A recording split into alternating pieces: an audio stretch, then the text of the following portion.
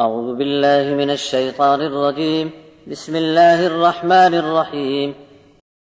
قل إنما أعظكم بواحدة أن تقوموا لله مثنى وفرادا ثم تتفكروا ما بصاحبكم من جنة إن هو إلا نذير لكم بين يدي عذاب شديد.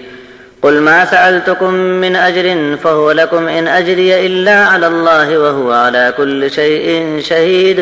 قل إن ربي يقذف بالحق علام الغيوب. قل جاء الحق وما يبدئ الباطل وما يعيد. قل إن ضللت فإنما أضل على نفسي وإن اهتديت فبما يوحي إلي ربي إنه سميع قريب. ولو ترى إذ فزعوا فلا فوت وأخذوا من مكان قريب وقالوا آمنا به وأنى لهم التناوش من مكان بعيد وقد كفروا به من قبل ويقذفون بالغيب من مكان بعيد وحيل بينهم وبين ما يشتهون كما فعل بأشياعهم من قبل إنهم كانوا في شك مريب. آپ کہہ دو میں تم کو ایک بات کی نصیحت کرتا ہوں کہ اللہ کے لیے دو اور اکیلے اکیلے کچھ دیر کے لیے کھڑے ہو جاؤ اور حاضر دماغی کے ساتھ ذرا غور کرو تو تم فوراً اس نتیجے پر پہنچ جاؤ گے کہ تمہارے صاحب کی دعوت میں کوئی جنون کی بات نہیں، بلکہ یہ تو سامنے آنے والے ایک سخت عذاب کے بارے میں تم کو خبردار کرنے والے ہیں۔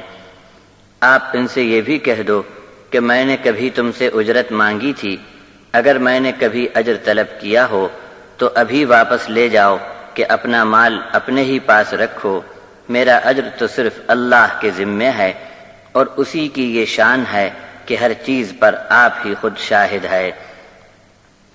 آپ فرما دو کہ میرا رب غائب چیزوں کو بھی جانتا ہے اور حق کو صحیح نشانے پر اتارتا ہے۔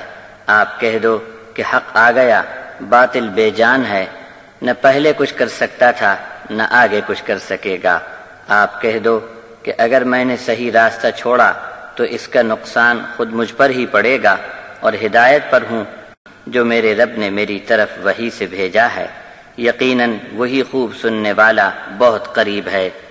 اور کاش تم دیکھ لیتے کہ جب یہ بہت گھبرا جائیں گے اور بھاگ نہ سکیں گے کہ بہت قریب سے پکڑے جا چکے ہوں گے اور بول پڑیں گے کہ اب ہم اس قرآن پر ایمان لے آئے، جبکہ اتنے دور سے ایمان پر ان کا ہاتھ اب کیسے پہنچ سکتا تھا، جبکہ اس کے پہلے تو وہ انکار پر جمے ہوئے تھے اور بن دیکھے بہت دور کی ہانکتے تھے، اور اب ان کے اور ان کی منچاہی کے بیچ مکمل رکاوٹ ڈال دی جائے گی، جیسا پہلے کے ان کے ہم خیال لوگوں کے ساتھ معاملہ کیا گیا کہ وہ بھی ایک ایسے شک میں الجھ گئے تھے جس نے آخر تک ان کو چین نہ لینے دیا۔